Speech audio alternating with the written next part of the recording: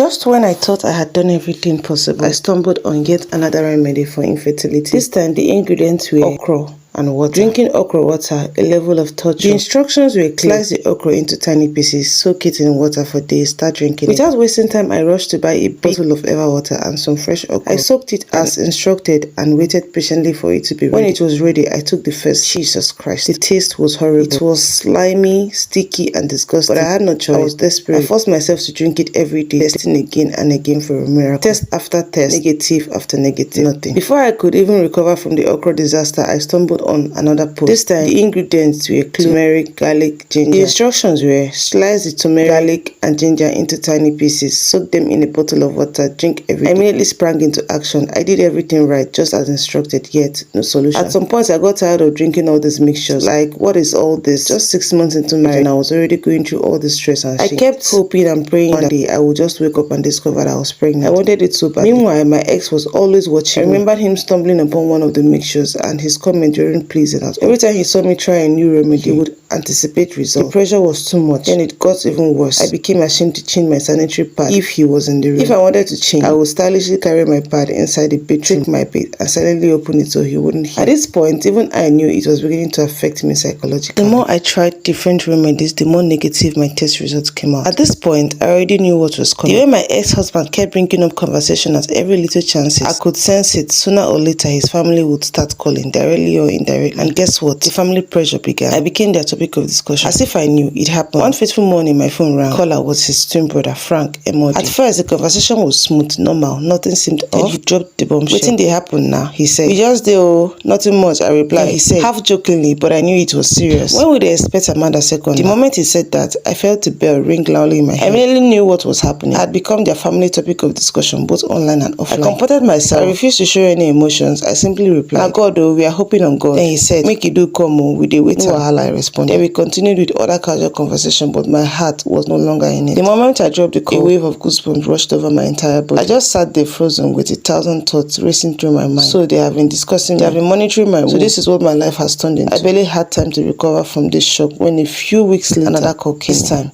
it was a stepsister.